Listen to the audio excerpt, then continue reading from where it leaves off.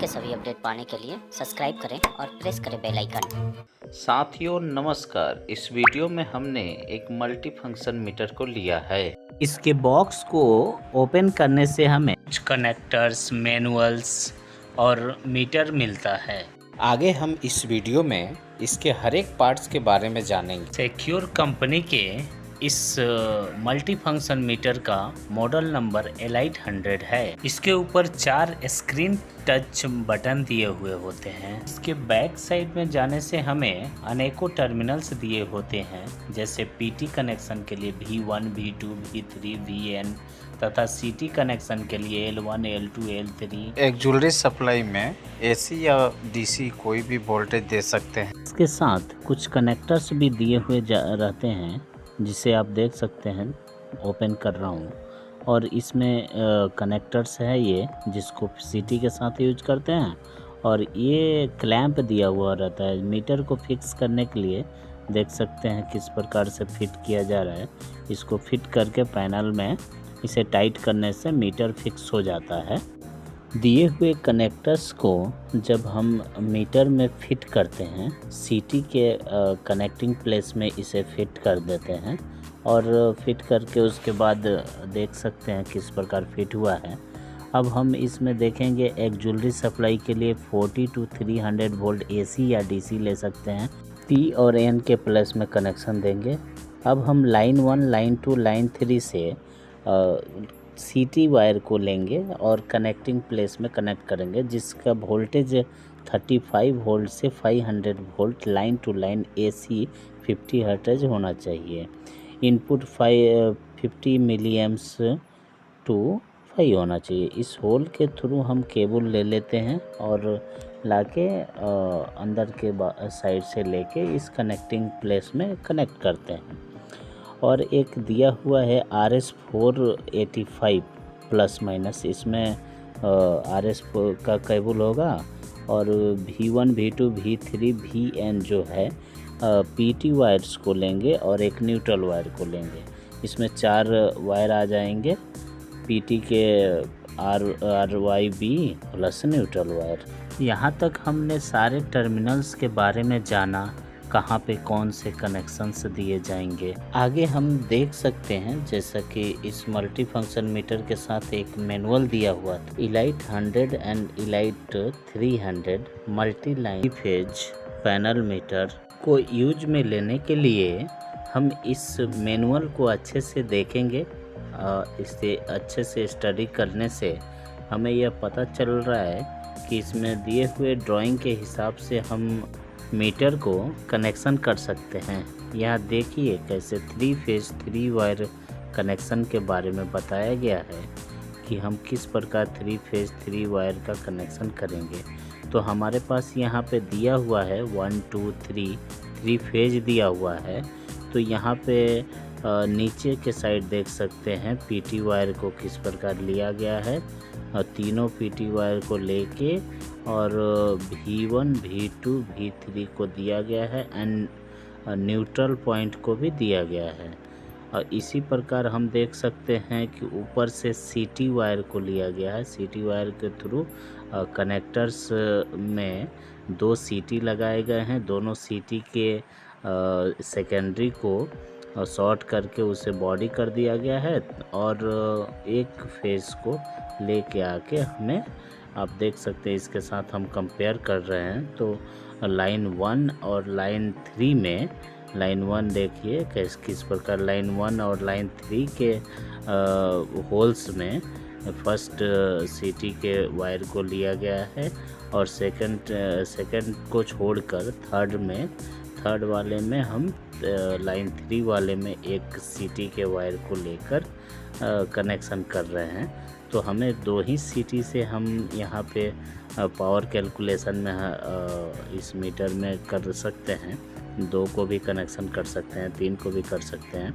और यहाँ देख सकते हैं PT वायर को V1 V2 ड्राइंग के हिसाब से V1 के जगह पे V1 कनेक्शन, V2 के जगह पे V2 कनेक्शन, V3 के जगह पे V3 कनेक्शन तथा VN मीन्स न्यूट्रल, तो न्यूट्रल के जगह पे न्यूट्रल का कनेक्शन किया गया है। तो आप स्पष्ट रूप से इस ड्राइंग के हिसाब से कनेक्शन कर सकते हैं। और एक ज्वेलरी भी दिया हुआ है, PN है। अब बारी आता है इस मीटर को एक ज्वेलरी कनेक्शन देके इसे सप्लाई से ऑन करके इसके वोल्टेज सेटिंग को सेट करना, करंट सेटिंग को सेट करना। तो हम यहाँ पे दिए हुए रेंज के अंदर 40 to 300 वोल्ट AC या DC का रेंज दिया हुआ है। हमने यहाँ पे 220 वोल्ट AC सप्लाई लिया है और इसके कनेक्शंस कर रहे हैं, जो कि एक ज्वेलरी में फेज को फेज में दे दिया, न्यूट्रल को न्यूट्रल में दे दिया। और इसे कनेक्शन करने के बाद हम मीटर को सप्लाई ऑन किए और मीटर ऑन हो गया। इसके सेटिंग को ओपन करने के लिए हम राइट साइड के 2 बटन को क्लिक करके रखेंगे, जिससे पासवर्ड आएगा। डिफ़ॉल्ट पासवर्ड 4 टाइम 0 को इंटर करने से यह ओपन हो जाएगा। और इसके मेन्यू को ओपन होते ही हम PTR को सिलेक्ट करेंगे, जिससे हम PT रेशियो को डालेंगे, जिसमें प्राइमरी को सिलेक्ट करेंगे, PT प्राइमरी। यहाँ पे PT प्राइमरी में 415 है और हमारा 440 वोल्टेज सेलेक्ट करने का है। तो हमने फर्स्ट लेटर को सिलेक्ट करके 4 किया, सेकंड को सिलेक्ट करके 4 किया, थर्ड को सिलेक्ट करके इसे 0 कर रहे हैं। तो हमारे पास 440 आ गया। अब इसे हम सेट कर दिए। अब सेकेंडरी को देखेंगे, PT सेकेंडरी को सिलेक्ट करने से हमारा PT सेकेंडरी का वोल्टेज 110 है। तो हम यहाँ पे डिफ़ॉल्ट सेटिंग 440 है, जिसको हम चेंज करके 110 कर दिए। 110 करके इंटर किए, इंटर करके नेक्स्ट करेंगे। बैक जाके हम मेन्यू में जाएंगे, मेन्यू में जाके CTR को सिलेक्ट करेंगे, जिससे CT रेशियो को इंटर करेंगे। CT रेशियो में हम प्राइमरी को यहाँ पे हम डिफ़ॉल्ट में देख पा रहे हैं कि 5 दिया हुआ था, जिसे हम हमारे फील्ड के CT रेशियो के हिसाब से 100 कर दिया। CT सेकेंडरी में जाएंगे, CT सेकेंडरी में 5 ऑलरेडी है। फील्ड के CT रेशियो 100/5 है। इसके हिसाब से हमने CT रेशियो का सेटिंग कंप्लीट किया। नेक्स्ट सेटिंग में देखेंगे। नेक्स्ट सेटिंग में क्या है कि हम जिस मोटर के लिए इस मीटर को यूज करने वाले हैं, तो वो मोटर हाई स्पीड का है, जिसका पोल 2 है।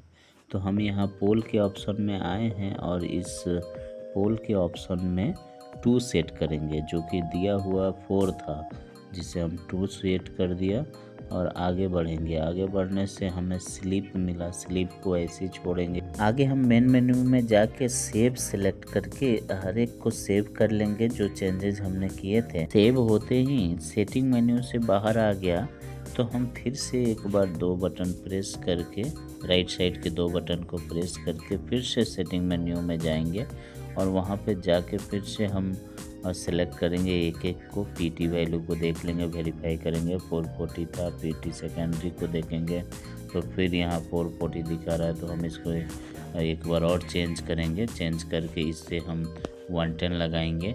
110 लगाने के बाद हमारा PT का सेक्शन क्लियर हो जाएगा। फिर CT का सेक्शन देखेंगे तो इसमें 100 है और सेकेंडरी CT में 5 है।